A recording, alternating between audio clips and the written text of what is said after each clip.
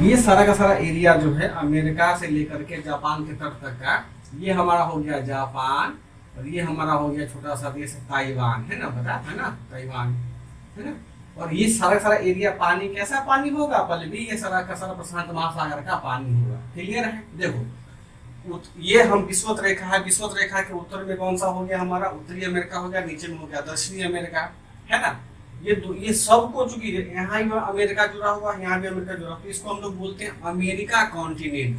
ध्यान रखिएगा, America continent या अमेरिका महादेश जब भी आपसे पूछा जाए, अमेरिका महाद्वीप जब भी बोला जाए, तो केवल संयुक्त राज्य अमेरिका को नहीं कंसीडर कीजिएगा, उसमें क्या क्या कंसीडर होगा, कनाडा भी कंसीडर होगा, उत्तरी अमेरिका कंसीडर होगा, मेक्सिको कंसीडर होगा, उसके नीचे जो भी देश छोटे छोटे देश है, निकारागुआ देश है, पनामा है, उसके बाद ये जो ब्राजील, इक्वाडोर, सारा का सारा देश क्या हो जाएगा, ये सारा अमेरिका में काउंट किया जाएगा। बात समझ में आया। ये अमेरिका कॉन्टिनेंट में संयुक्त राज्य अमेरिका एक देश मात्र है। क्लियर है।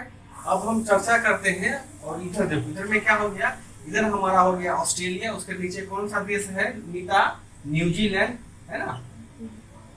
और बाकी ये हमारा जापान का तट हो गया, ये ताइवान का हो गया, और यहीं पर जैसे पहले थोड़ा सा आगे आइएगा ना, तो यहीं पर फिलीपींस द्वीप है ना, फिलीपींस द्वीप द्वीपों का समूह है।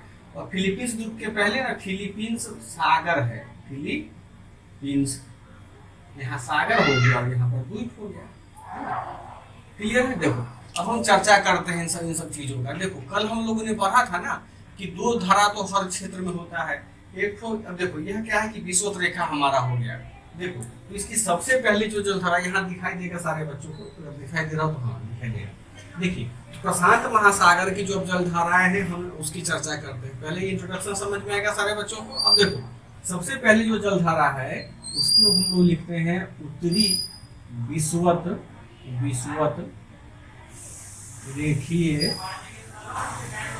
जलधारा। देखो यह जलधारा किसमें भी था नीता, कल हम लोग अटलांटिक का पढ़े थे ना, अटलांटिक में भी ये जलधारा है और ये इसमें भी ये जलधारा आएगा। बात समझ में आया सारे बच्चों को। देखो तो उत्तरी विषुवत रेखीय जलधारा, देखो यह क्या हो गया, यह विषुवत रेखा हमारा हो गया, ऊपर का क्षेत्र क्या हो गया नीता, उत्तरी विषुवत रेखीय, उत्तर विषुवतीय क्षेत्र हो गया, नीचे का हिस्सा कौन सा हो गया, दक्षिण विषुवत रेखीय हो गया।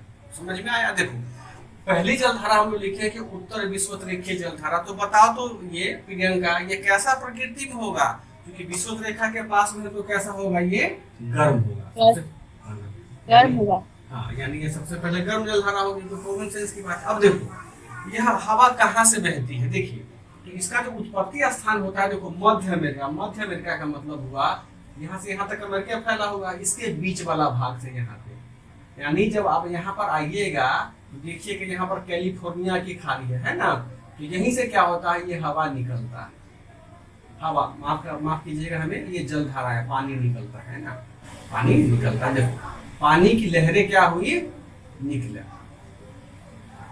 गमन किया। ठीक। अब देखो गमन करता है तो यही आगे चल करके कहाँ समाप्त हो जाता है, यहाँ चूंकि सागर और फिलिपाइन द्वीप में, तो फिलिपाइन द्वीप के आसपास में आकर के यह धाराएं क्या होती है, मिल जाती है या चलती है, समाप्त हो जाती है। क्यों समाप्त हो जाती है, क्योंकि फिर यहाँ से दूसरी प्रकृति की हवाएं बहने लगती है, जो वास्तव में ये उत्तर विषुवत रेखीय जलधाराओं का ही क्या होता है, रूप होता है। क्लियर है। देखो तो आप इसमें क्या लिखेंगे उत्तर विषुवतीय जलधारा में, कि यह जो है मध्य अमेरिकी क्षेत्र से निकलकर, मध्य अमेरिकी क्षेत्र से निकलकर कहाँ तक जाती है नीता, फिलिपाइन द्वीप तक, फिलिपाइन द्वीप तक जाती है। क्लियर है। यही हमारा क्या हो गया, उत्तर विषुवत। देखिए यहाँ पर आकर के ये क्या हो गया, विलुप्त हो गया। लेकिन ध्यान रखिएगा विलुप्त नहीं होता, आगे जितने भी प्रकार की जो हवाएं होती है ना, वो वास्तव में इसी हवा जो आगे ऊपर मुड़ेगा, दाहिने मुड़ेगा, वो सारा सारा हवा इसी से निकल के चला जाएगा। क्लियर है। देखो ये समझ में आएगा सारे बच्चों को, इसमें इतना ही समझना है। देखिए मैप में अगर आप देखिए लीजिएगा, यहाँ पर देखो हम दिखा देते हैं सारे बच्चों को। देखो ये यहाँ पर देखो यहाँ पर क्या है कि मध्य अमेरिका का यहाँ देख रहे हो गल्फ ऑफ, देखो यहाँ पे लॉस एंजलिस के पास में देख रही हो ना, ये लोअर कैलिफोर्निया, ये गल्फ ऑफ कैलिफोर्निया यहाँ पर है ना। देखो यहीं से हवा क्या होती है, निकलती है ना पश्चिम की ओर, है ना। ये हवा बह करके कहाँ आती है नीता, ये देखो यही आएगा ना पकड़ा करके, फिर देखो यहाँ आ गया। तो आगे देख रहे हो यहाँ पर फिलीपींस लिखा हुआ है ना, तो ये हवा यहीं पर आकर के क्या होती है, समाप्त हो जाती है, रुक जाती है। इसी हवा को हम लोग क्या बोलते हैं, क्योंकि देखो ये फिलिपाइन द्वीप जो है वो विषुवत रेखा के पास में है, 15 डिग्री के आसपास में, तो विषुवत रेखा का समीप ही हुआ। इसको हम लोगों ने नाम दे दिया है क्या, भूगोलवेताओं ने उत्तर विषुवत रेखीय जलधारा। बात समझ में आया।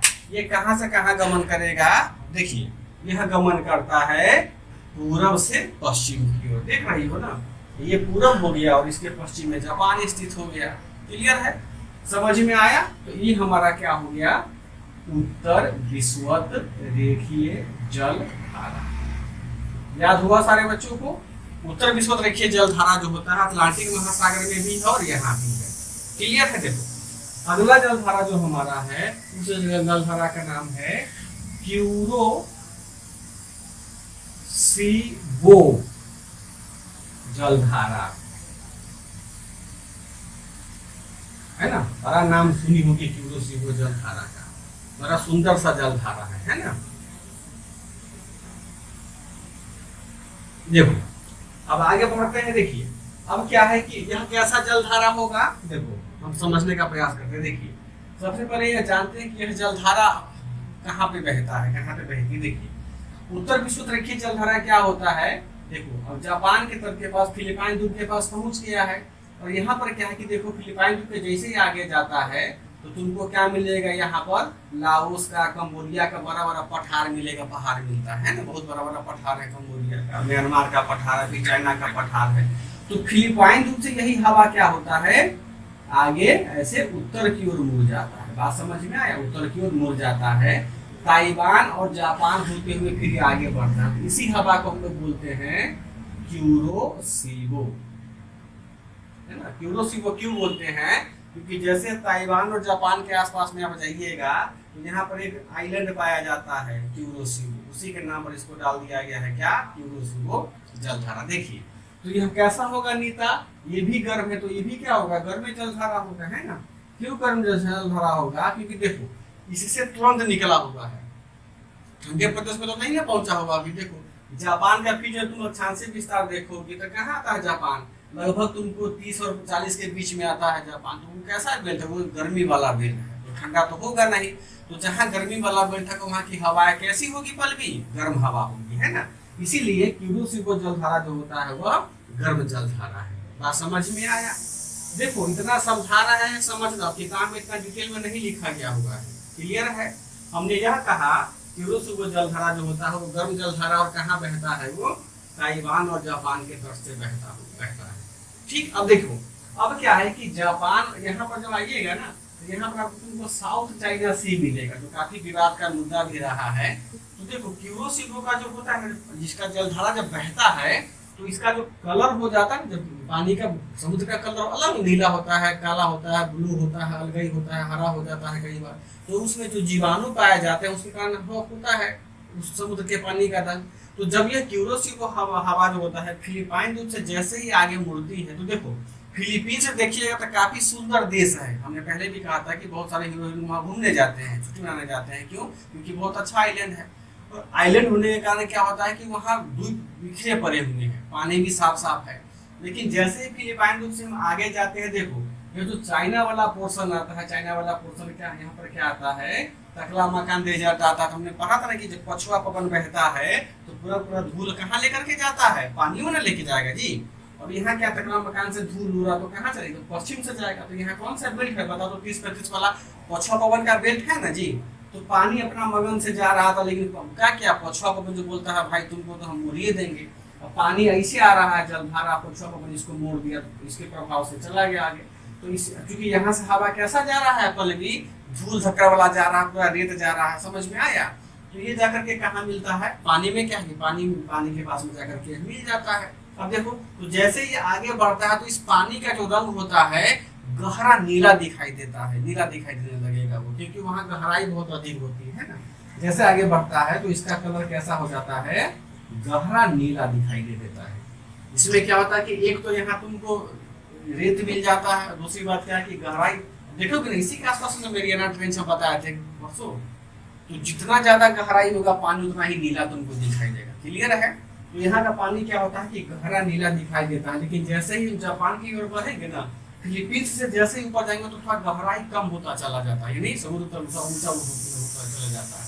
तो जब इसका पानी गहरा नीला होता है तो जापान में जब ये पहुंचता है, जापान के तट पर यह क्यूरोसिबो जलधारा, तो जापान के लोग इसको बोलते हैं काली जलधारा।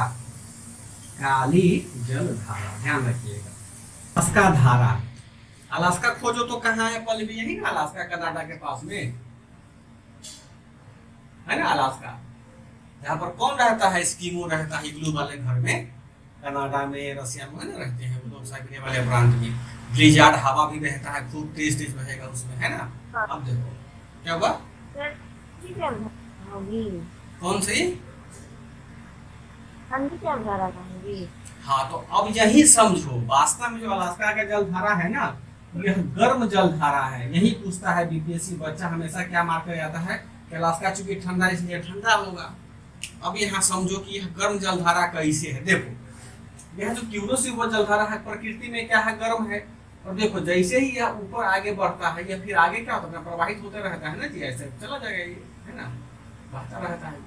तो इसमें देखो कि पछुआ पवन का इसमें खूब ज्यादा प्रभाव होता है। आप देखिएगा, मैं आपके पास में वो देखो यहाँ पे, है ना, यह सारा का सारा क्षेत्र जो देखो जापान क्यूरोसिबो से तट निकला। यहाँ पर क्या हुआ कि जो नॉर्थ पैसिफिक ओशियन, आपको पता होगा कि जो पानी बहुत जल्दी क्या, बहुत देर से गर्म होता है और बहुत देर से ठंडा होता है। और प्रशांत महासागर का जो जल राशि है बहुत अधिक है, विशाल जल राशि, बहुत बड़ा सागर है ना जी। तो पानी यहाँ का क्या रहता है, गर्म रहता है। देखो अलास्का जो है ना वो प्रांत ठंडा है, समझो ये पहले भी, अलास्का जो एरिया है ना ये तो बर्फ का ही ठंडा है, पानी थोड़ी ठंडा रहेगा इसका। पानी पर तो प्रभाव किसका पड़ेगा, मौसम का, जलवायु का प्रभाव पड़ेगा। क्लियर है।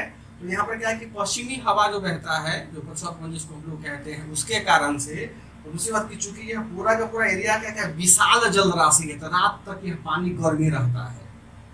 रात तक बोले थे ना कि पानी बहुत देर से गर्म होता है, बहुत देर से ठंडा होता है, तो सूर्य उठने पर कहते हैं पानी हमेशा गर्मी रहता था। देखो यहाँ पर क्यूरोसिबो की जलधारा आगे बढ़ा, तो यह क्या हुआ, चूंकि पानी से बह रहा है तो पानी तो ऑलरेडी गर्म है, तो वहां से भाप निकलता रहता है, तो वह धारा कैसा होगा, वो पानी गर्म होगा। बात समझ में आया। दूसरी बात क्या है कि क्यूरोसिबो जलधारा तो अपने गर्म है, तो यह आगे जाकर के अलास्का के तट के पास टकराती है, और क्या होती है, कुछ जलधाराएं नीचे की ओर मुड़ जाती है, कुछ धाराएं ऊपर जाती हैं। तो इसीलिए इसको हम लोग बोलते हैं अलास्का धारा। और यह क्या होता है, वास्तव में यह गर्म जलधारा होता है। ध्यान रखिएगा, इस अलास्का जलधारा का इस अलास्का प्रांत से कुछ लेना देना नहीं है, क्योंकि यह अलास्का की ओर जा रही है। ध्यान रखिएगा, यह कहाँ जा रही है, अलास्का की ओर जा रही है, इसलिए इसका नाम डाल दिया है अलास्का जलधारा। ऐसा नहीं कि अलास्का से निकलता है। देखो अलास्का के पास से निकलेगा तब ना ठंडा होगा, बात समझ में आया। लेकिन ये तो कहाँ से निकल के जा रहा है, ताइवान से, जापान से। यह वास्तव में क्यूरोसिबो जलधारा है। दिमाग खुल गया ना अब, कैसे गर्म होता है। तो अब देखो जब यह क्यूरोसिबो अलास्का की धारा जब अलास्का के तट पर पहुंचता है, किनारे तट पर पहुंचता है, तो वहां के लोगों को बहुत रिलीफ पहुंचता है। समुद्र के जो मछली पालने वाले लोग होते हैं ना, मछली पालक होते हैं, पानी में हाथ डालिएगा तो तुमको गर्माहट महसूस होगा, ठंडा महसूस नहीं होगा, है ना। इसलिए देखिए कनाडा में, अलास्का में, अमेरिका में लोग सब खूब सैलानी सब घूमने फिरने जाता है कि नहीं हम भी जाएंगे घूमने के लिए। बात समझ में आया। देखिए तो यह कैसा होगा, यह हमारा गर्म जलधारा होगा। बात आया, क्लियर है। देखिए अब क्या होगा, ये आगे चल के मैंने कहा दो भागों में बांट जाता है। एक अलास्का के उत्तर में बह जाता है, निकलता है यहाँ पर। फिर अलास्का के बाद में यहाँ पर क्या है बताओ तो, भी यहीं पर ना बेरिंग स्ट्रेट है ना, बेरिंग स्ट्रेट। तो बेरिंग स्ट्रेट को पार करते हुए फिर ये कहाँ मिल जाता है, आर्कटिक ओशियन में मिल जाता है। माफ कीजिएगा। और एक हवाएं कहाँ नीचे आ जाती है, यहाँ पर कौन सा खाड़ी है बताओ, सबसे फेमस खाड़ी पता था ना कि कैलिफोर्निया की खाड़ी है, जहाँ से क्या निकलता है, उत्तर विषुवरेखीय जलधारा निकलता है। तो यही जलधारा आगे चल करके कहाँ मिल जाता है, कैलिफोर्निया की खाड़ी में, कैलिफोर्निया की जलधारा। हम आगे देखते हैं ये गर्म जलधारा कैसा हो गया। अब देखो बस तो यही ध्यान रखना है कि कौन सी धारा गर्म है कि कौन सा, ये हम जो बताए हैं ना, ये अपने मन से एक्स्ट्रा बता दिए हैं आपको। आपसे बस यही पूछेगा कि कौन जलधारा का प्रकृति क्या, वही पूछेगा आपसे, ठीक। देखिए अब क्या है कि अब अलास्का धारा हो गया। अब हम आगे देखते हैं क्यूराइल धारा। क्यूराइल क्यूराइल जलधारा। देखो धारा जलधारा एक ही नाम है, कंफ्यूज मत होना, जब याद रहता है तो जलधारा लेते हैं, नहीं याद आता तो देखिए। अब क्यूराइल जलधारा देखिए क्या है, ठीक। देखो क्यूराइल जलधारा क्या कि हमने कहा कि अलास्का का धारा जो है वो दो भागों में बांट जाता है। कहाँ पड़ता है, एक तो कहाँ आता है, यहाँ पर क्या है, पहले भी कैलिफोर्निया की खाड़ी है तो यहाँ चला है। दूसरा क्या हुआ, यहीं पर बेरिंग स्ट्रेट है जो किसको जोड़ता है, अलास्का को रसिया से जोड़ता है ना जी। यही ना, ये तुमको रसिया मिलेगा सारा। ये देखो वास्तव में रसिया हमने यहाँ बना रखा है ना आपको, ये रसिया वास्तव में यहाँ तक फैला हुआ है, छोटा बना दिया था, यहाँ तक फैला हुआ है। यही ना बेरिंग स्ट्रेट है। तो बेरिंग स्ट्रेट को क्या करता है कि यह पार करते हुए जब यह आगे जाइएगा तो यहीं पर चुप्पी सागर मिलेगा आपको। चुप्पी सागर है ना, चुप्पी सागर, ठीक। जैसे कि आगे बढ़िएगा तो फिर ये कहाँ जाकर के मिल जाता है, साइबेरिया प्रांत में चला जाता है, आर्कटिक ओशन में चला जाता है। तो अब यह कैसी जलधारा होगी, देखो क्योंकि यहाँ जो बेरिंग स्ट्रेट हमारा है लगभग कितने के आसपास में है, वो लगभग 65 डिग्री के आसपास में है। तो वह कैसा होगा, वहाँ तो बहुत ज्यादा बर्फ होगा, पानी होगा वहाँ पे। तो ऑलरेडी यहाँ पर बेरिंग जैसे अलास्का के उत्तर में जैसे ही आएंगे ना, तो क्या होगा कि ध्रुवों से पानी यहाँ आएगा, ध्रुव से पानी यहाँ आएगा, सुबह से तो कैसा होगा, ठंडा होगा ना प्रकृति में। तो जो क्यूराइल जलधारा होती है यह कैसी प्रकृति में होगी, हमारी ठंडी जलधारा होती है ना। यह क्या है, ठंडी धारा होगी है ना। क्यों होगा, क्योंकि इसका तो कहाँ हो रहा है कि अलास्का को क्रॉस करके वो जा रहा है भाई, 65 डिग्री क्रॉस करके अपने ठंडा प्रदेश में प्रवेश कर गया। बात समझ में आया। अब देखो जैसे ही अलास्का को क्रॉस किया तो यहाँ पर कौन सा एरिया आता है, पूरा पूरा ये रसिया का हिस्सा आता है, फिर वहाँ का आर्कटिक ओशन आएगा। तो ये साइबेरिया प्रांत में क्या होगा, वहाँ पर क्यूराइल द्वीप है। यहाँ पर जैसे आगे जाइए ना साइबेरिया प्रांत में, तो यहीं पर आसपास में आपको मिलेगा पूरा पूरा ये द्वीपों का समूह, इसी को हम लोग बोलते हैं क्यूराइल द्वीप। क्यूराइल द्वीप, तो ये हवा वहीं पर, ये हवा बोलते हैं, यही जलधारा क्या होता है क्यूराइल द्वीप में जाकर के समाप्त हो जाती है। और फिर उसके बाद जो ब्लिजार्ड बहता है साइबेरिया का जो हवा होती है उसमें वो कंटिन्यू मिलता रहता है। बात समझ में आया। ये हमारा क्या हो गया, क्यूराइल जलधारा हो गया। क्यूराइल जलधारा वास्तव में क्या है, क्यूराइल जलधारा क्यूरोसिवो जलधारा का ही आगे बढ़ा हुआ रूप है जलधारा, ठीक। अब देखो इसको क्या है कि क्यूराइल जलधारा को, इसको हम लोग ओया को, नाम पढ़ी होगी आप लोग ना, ओयासिवो जलधारा है ना, ओयासिवो। तो क्यूराइल जलधारा को हम लोग ओयासिवो जलधारा भी कहते हैं, दोनों एक ही नाम है ना। जिस देश का जैसा भेष रहता है उसको वैसा नाम से पुकार लिया जाता है। समझ में आया सारे बच्चों को। अब देखो कैलिफोर्निया की जलधारा हम लोग देखते हैं। देखो बच्चे, हमने कहा कि क्यूरियो की जलधारा जब आगे बढ़ता है तो अलास्का के तट पे दो भागों में बढ़ता है। पहला क्या हुआ कि बेरिंग स्ट्रेट को देखो, बेरिंग स्ट्रेट में चर्चा की आपको, हमने बोला भी क्या कि बेरिंग स्ट्रेट जो है वो अमेरिका को रसिया से जोड़ता है। एक पॉइंट यहाँ भी मिल गया ना, कभी स्ट्राइक करेगा, पूछा हुआ है किसी क्वेश्चन से बेरिंग स्ट्रेट किसको किसको जोड़ता है। क्लियर। देखिए दूसरा भाग कहाँ चला आया, दूसरा भाग चला आया यहाँ पर कैलिफोर्निया पर है, कैलिफोर्निया का खाड़ी। तो यह जो जलधारा होगा तो इसको हम लोग क्या नाम दे देते हैं, कैलिफोर्निया। ध्यान रखिएगा, ऐसे लिखो, बड़ा सा लिख देते हैं कैलिफोर्निया। देखो धारा जिस ओर जाती है ना उसी के नाम पर उस धारा का नाम डाल दिया जाता है, वो रख दिया जाता है।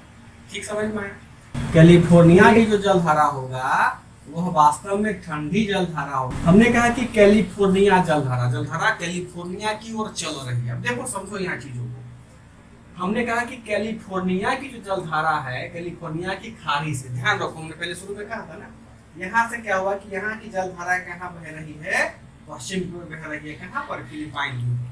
तो कल संतुलन का नियम पढ़ाए थे ना अनीता, यहाँ का जल क्या हो गया, खाली हो गया, हो ना गया खाली जी। समझ में आया।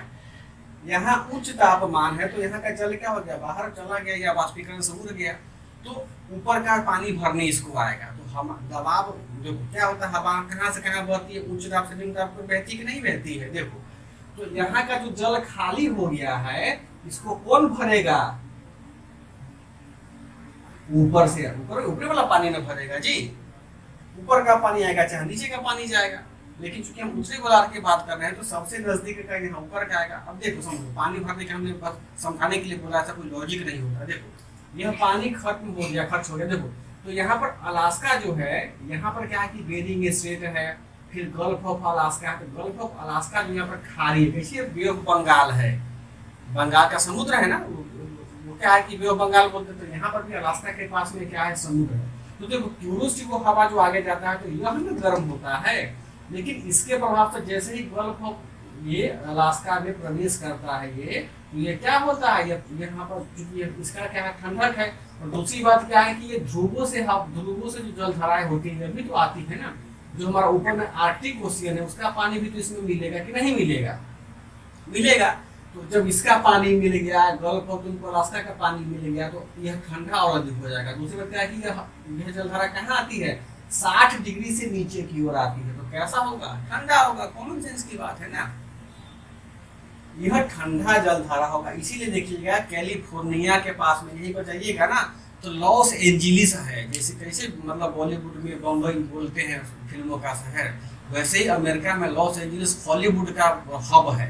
उसका यही कारण है कि कैलिफोर्निया की जब ठंडी जलधारा आती है और यहाँ पर क्या ऑलरेडी गर्म है, तो यहाँ के लोगों को काफी दोनों मौसम मिलता है, ठंड भी मिलता है, गर्म मिलता है, काफी मजा आता है। तो यहाँ पर समुद्र का भी बहुत ज्यादा होता है, क्या पर्यटन के दृष्टिकोण से काफी डेवलप है कैलिफोर्निया वाला हिस्सा। कैलिफोर्निया यहीं पर देखो कि सैन फ्रांसिस्को स्थित है, यहीं पर तुमको लॉस एंजलिस स्थित है, सारा पश्चिमी तट पे स्थित है। इसलिए क्योंकि देखो यहाँ तो ऑलरेडी ठंडा भी, और यहाँ ठंडा जलधारा मिल रहा है और तुमको यहाँ धरती क्या है, गर्म है, तो काफी सुहावना मौसम होता है। चूंकि कैलिफोर्निया जलधारा के जल का स्रोत कौन होता है, गल्फ ऑफ अलास्का होता है और आर्कटिक ओशियन होता है, जो कहाँ से आता है, ध्रुवों के पानी से आता है, या इसका जल स्रोत क्या होता है, ध्रुवीय स्रोत होता है।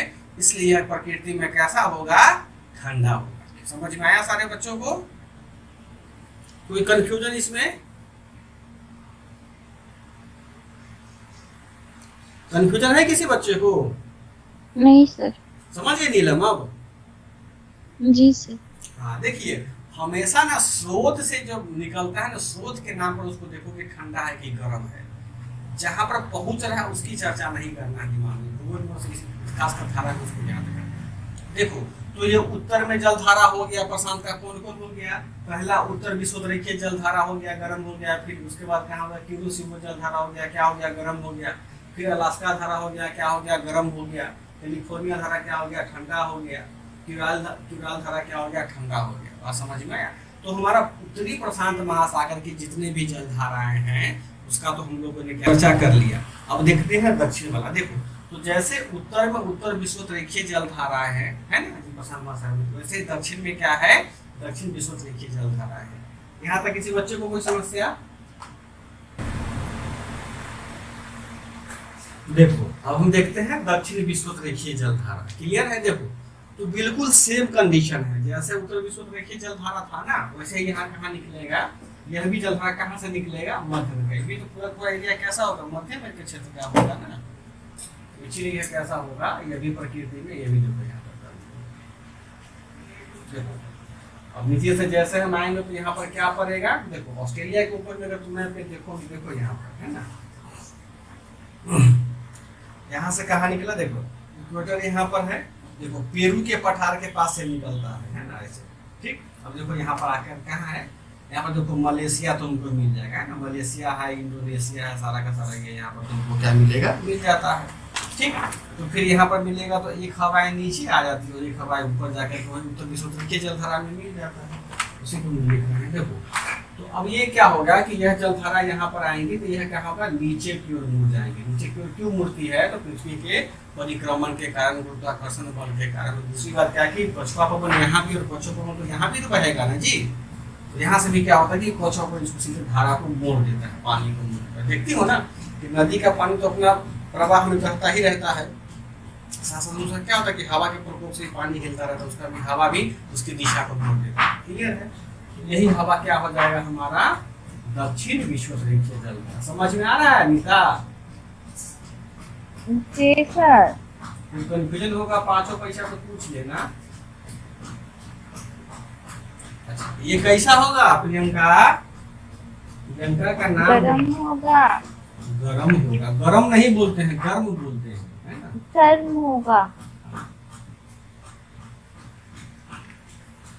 ठीक, ये हो गया हमारा विषुवरेखीय जलधारा। इसमें इतना ही समझना है कि यह भी क्या है, यह वास्तव में देखो दोनों मध्य अमेरिका प्रांत से ही चालू होता है। तो चूंकि इक्वेटर को क्या है, काल्पनिक रेखा है, उत्तर वाले भाग को उत्तरी क्षेत्र में बोल देते हैं, नीचे वाले भाग को दक्षिणी क्षेत्र बोल दिया जाता है। यही अंतर, इसमें कोई ज्यादा अंतर नहीं। क्लियर है? देखो अगला हमारा है पूर्वी ऑस्ट्रेलियाई जलधारा।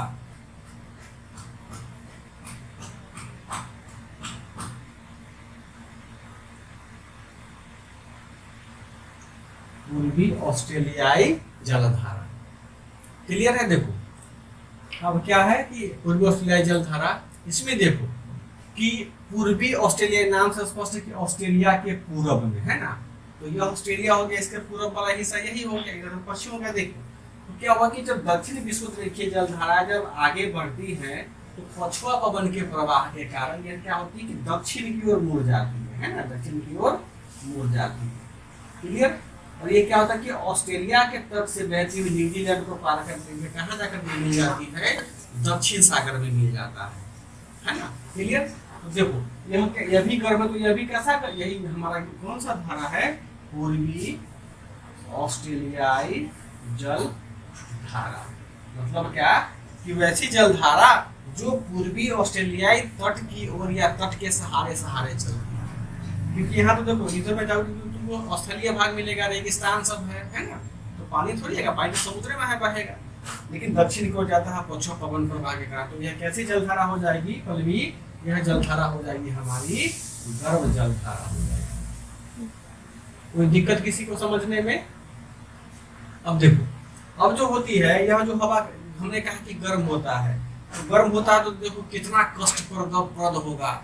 एक तो ऑस्ट्रेलिया में देखो विक्टोरिया डेजर्ट का प्रकोप, और जो यहाँ पर ऑलरेडी गर्म पानी का प्रकोप। तो यहाँ जो लोग रहते हैं ना, क्योंकि ऑस्ट्रेलिया जो है वो 30 डिग्री के आसपास में है, तो वहाँ का तापमान ऑलरेडी ठंडा भी रहता है और गर्म भी रहता है, काफी सुहावना मौसम रहता है।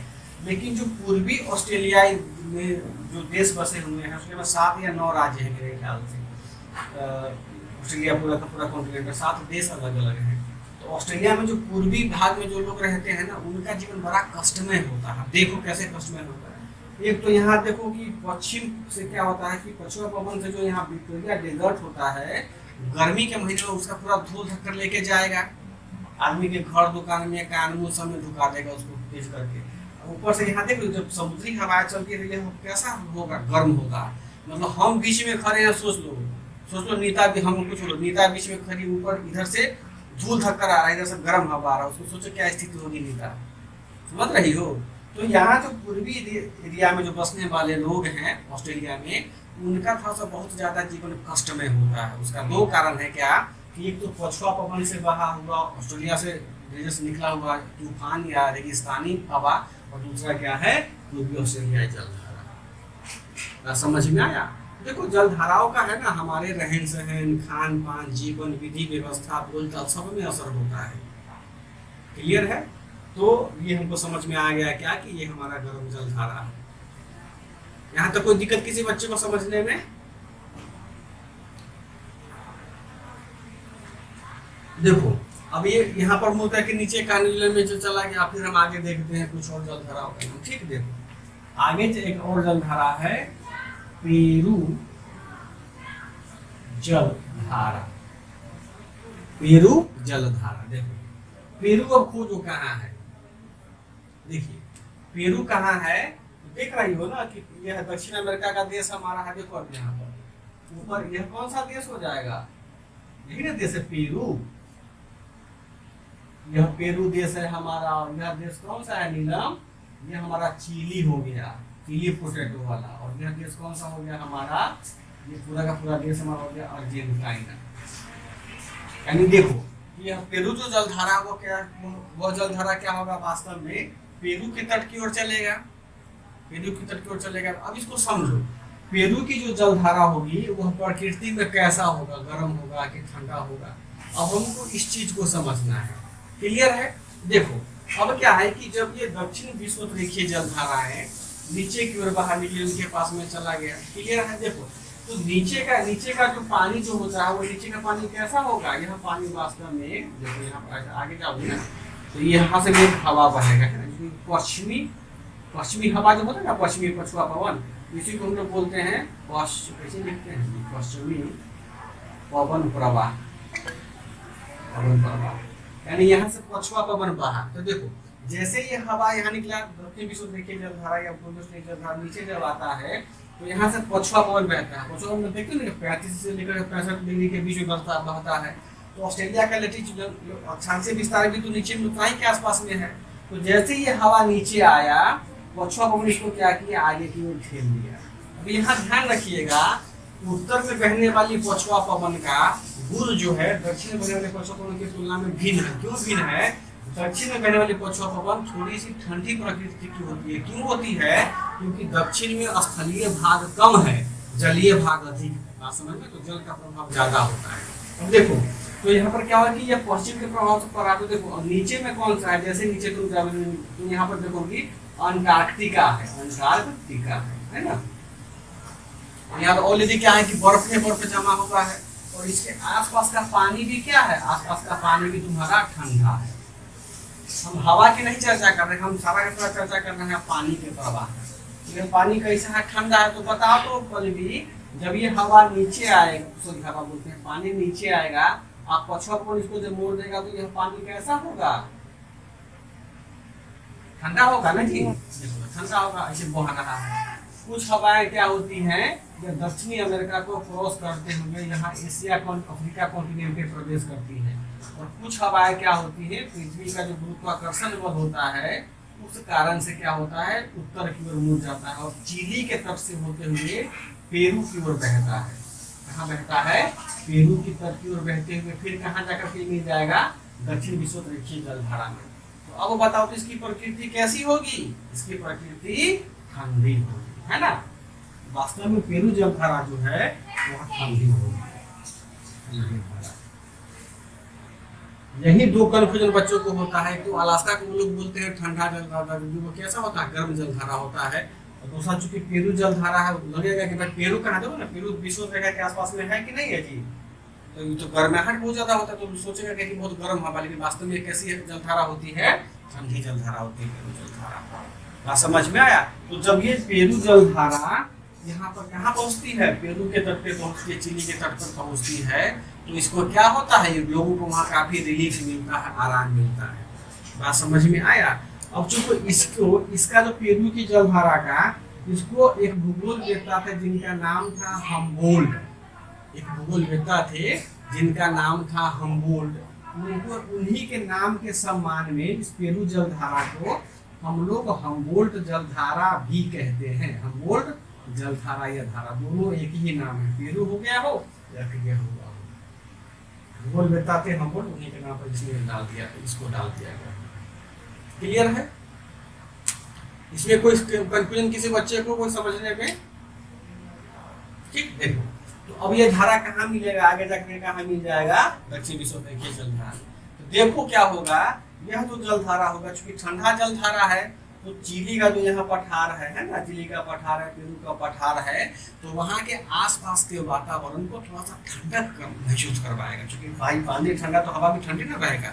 अगर समुद्री समीर चलेगा, समुद्र से स्तर की, तो कैसा होगा, प्रकृति में ठंडा होगा। तो जब पेरू की हवा बहती है तो वहाँ पेरू में, चिली में, उसके बाद तो ऊपर में तो इक्वाडोर में, अर्जेंटीना में रहने वाले लोगों को थोड़ा सा काफी अच्छा फील होता है, मतलब रिलैक्स फील होता है ना। देखो दक्षिण अमेरिका में की जो ऊपर में कौन सा रॉक्सी हो गया, ये जो इंडीज पर्वत का क्षेत्र है, तो इंडीज पर्वत देखिए ना, ऊपर में बर्फ जमा हुआ रहता है इक्वेटर पर होने के बाद भी। तो उसका कारण एक यह भी है कि वहाँ ठंडी जलधारा बहती है, तो वहाँ के पानी में जलवाष्प की मात्रा अधिक होती है, और क्या करता है कि ऊपर में जाकर के वो हिम कणों में या बर्फ के रूप में जमा देता है। तो जलधारा का यह भी एक कारण हो गया वहाँ। देखो समझ में आया पूरा का पूरा फिनोमेना जलधारा का। कोई कंफ्यूजन पल्लवी, नीता, प्रियंका किसी बच्चे को? नहीं सर। बहुत धीरे से बोल रही हो, लगता है खाना नहीं खाई हो। भूखे हो ना?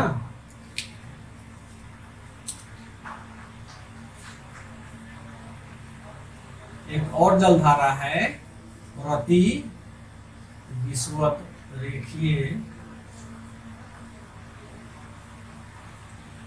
जलधारा, है ना। इसको हम लोग एक और नाम से बोलते हैं विपरीत विषुवत रेखीय जलधारा।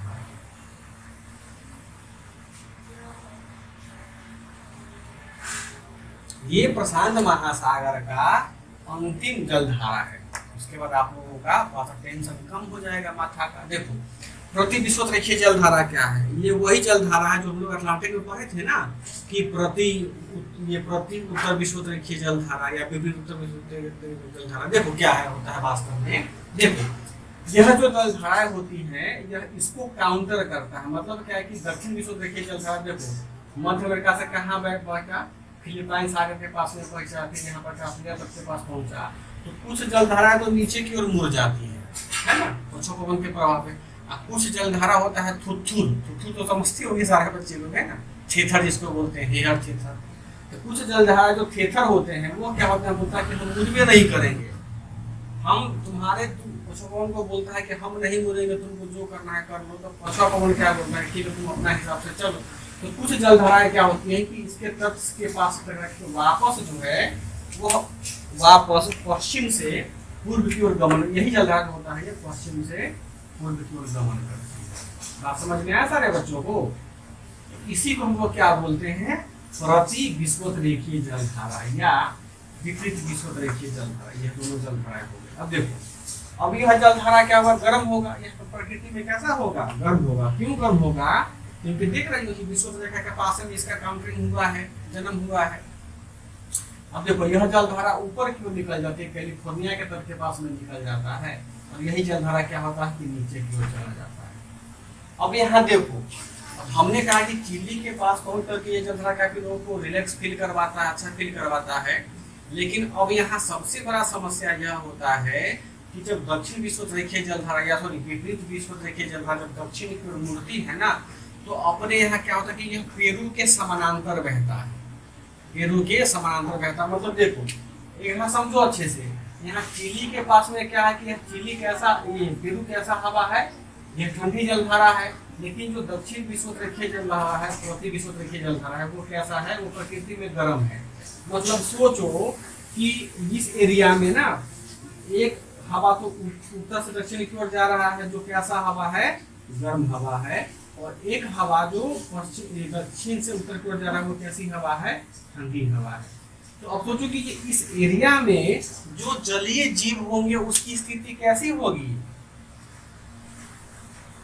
सोचो इस चीज को समझो, फिर से हम बता दे रहे हैं। देखो अब क्या है कि दक्षिण अमेरिका का जो देश है, चिली है, पेरू है, इक्वाडोर है, अर्जेंटीना है, एक तरफ तो इसको क्या हो रहा है, ठंडी जलधारा चल रहा है, क्लियर है।